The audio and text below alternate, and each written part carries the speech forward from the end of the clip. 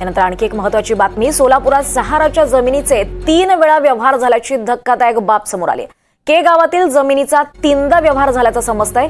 ईडीच्या जप्तीपूर्वी हे व्यवहार झाल्याचं उघडकीस आलंय। ईडीनं सहारा ग्रुपची जमीन ताब्यात घेतल्यानं सोलापुरातील गुंतवणूकदारांमध्ये खळबळ उडाली आहे। सहारा समूहानं अवैधरित्या पैशांची फिरवाफिरवी केली आहे। तर सोलापुरात सहाराच्या जमिनीचे 3 वेळा व्यवहार झाल्याची धक्कादायक बातमी समोर आली आहे। के गावातील जमिनीचा 3दा व्यवहार झाल्याचं समजतंय।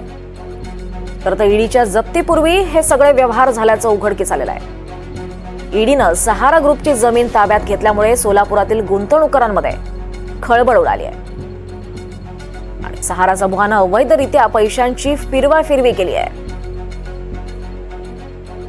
आताची महत्त्वाची अपडेट आपण पाहतोय, सोलापुरातून आहे। सहाराच्या जमिनीचे 3 वेळा व्यवहार झाल्याची धक्कादायक बाब समोर आली आहे।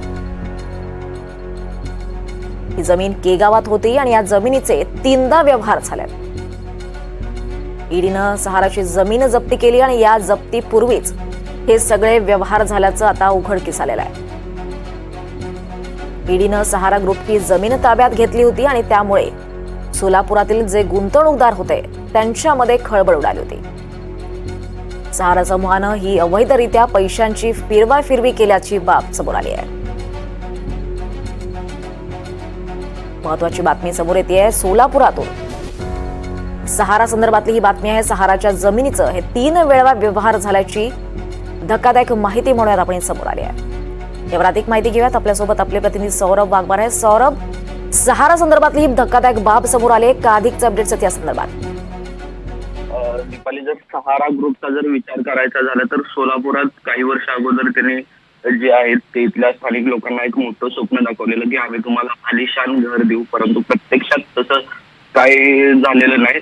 त्या संदर्भात जिल्हाधिकाऱ्यांकडे साधारणतः 100च्या वरती जे आहेत या संदर्भात तक्रारी आल्या होत्या। या तक्रारी नंतर जे आहे ते असंख्य जे ग्राहक आहेत त्यांना असंख्य आर्थिक अडचणीला सामोरं जावं लागलं होतं, कारण सोलापूरकरांना जे आहे सहारा ग्रुपनं जे एक आलिशान घराचं स्वप्न दाखवलं होतं। सोलापूरच्या माळे, केगाव या परिसरात जे आहे साधारणतः सहारा ग्रुपची 123 एकर जी जमीन आहे ती 123 एकर जमीन सोलापुरात आहे, माळे केगाव या परिसरात आहे। तसेच महाराष्ट्रात सिंधुदुर्ग आणि सोलापूर या 2 ठिकाणी जे आहे ते सहारा ग्रुपची जी जमीन आहे ती असल्याचं समोर येतं आणि या सहारा ग्रुप वरती जे आहे ईडीने काल सायंकाळी जी आहे ती कारवाई केली होती। त्यामुळे साधारणतः सोलापुरातील सहारा ग्रुपच्या 123 एकर जमिनीवरती जे आहे ती आता कारवाई झालेली आहे। साधारणतः